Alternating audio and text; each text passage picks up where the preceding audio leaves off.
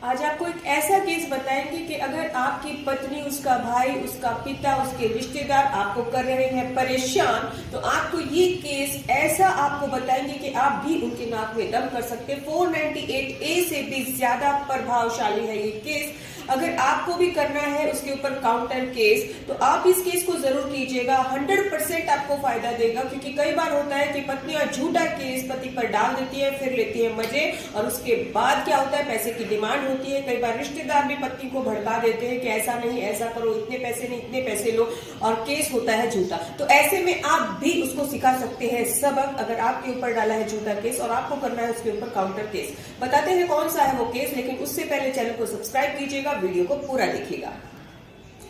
ऐसी स्थिति में कई बार क्या होता है, पत्नियां धमकी देती है कि मैं तुम्हारे घर से चली जाऊंगी, ऐसा कर दूंगी, वैसा कर दूंगी, और ऐसे में कई बार आप भी सतर्क हो जाइए कि ऐसा हो सकता है, क्योंकि सिचुएशंस क्रिएट होती जाती हैं ऐसे ऐसे।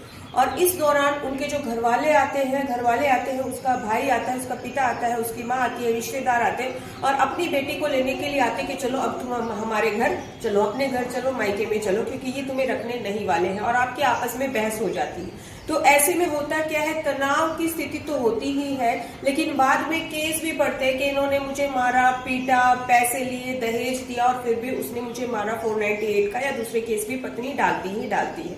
तो अगर ऐसा आपकी सिचुएशन में है और वो आपके घर आ गए, तो सबसे पहले तो वीडियोग्राफी जरूर लीजिएगा। आजकल सबके पास फोन है, आप वीडियो ले सकते हैं, ऑडियोग्राफी ले सकते हैं। तो यहाँ पे ध्यान मैं इस बात पे दे रही हूँ कि अगर सबूत हो तो बहुत ही अच्छा है, क्योंकि कई बार होता है जब पत्नी जाती है तो अपने गहने साथ लेके जाती है, अपना जो जरूरी सामान है वो साथ लेके जाती है, और भी जो आपका भी सामान है वो भी लेके चली जाती है, और फिर आपके ही ऊपर केस डाल देती है कि मेरा गहने हैं, जरूरी सामान है वो इनके घर में है, वो भी दिलवाया जाए।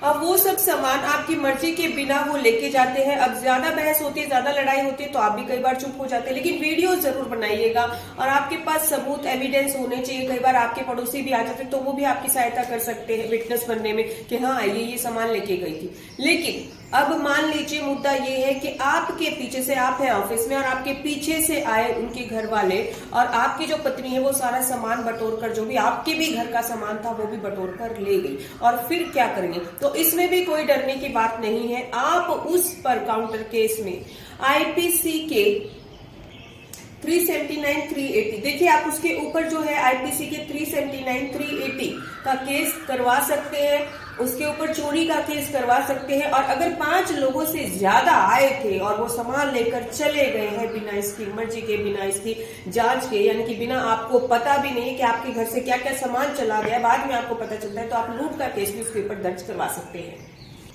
और अगर आपके पास कोई वीडियो है जिसमें वो धमकी दे रहे हैं, आपको गाली गलौज कर रहे हैं आपके साथ, तो आईपीसी 506 और 504 का केस भी आप उनके ऊपर तुरंत करवा सकते हैं। अब आपको ये क्लियर कर देती हूँ कि कई बार आप वेट करते रहते हैं कि आगे से केस करेंगे तब हम उसका रिप्लाई करेंगे। तो यहाँ पे भी अगर आपके पास एविडेंस है तो आप बाद में भी केस करवा सकते हैं, ऐसा कुछ नहीं है, लेकिन एविडेंस होना जरूरी है। लेकिन अगर आपकी पत्नी आपको छोड़कर चली गई है तो उसके तुरंत बाद भी आप भी सतर्क हो जाइए, क्वारी करना शुरू कर दीजिए, क्योंकि जितना अलर्ट रहेंगे ऑफकोर्स आपको फायदा होगा। तो ठीक है, सतर्कता आपकी, सावधानी आपकी और सुरक्षा भी आपकी। तो इसी तरह से हमारे साथ बने रहिएगा। जरूरी कानूनी जानकारी हम आपको लगातार देते रहेंगे, लेकिन आप चैनल को सब्सक्राइब जरूर कीजिए, वीडियो को शेयर जरूर कीजिए। आपका सहयोग हमारे लिए बहुत जरूरी है। धन्यवाद।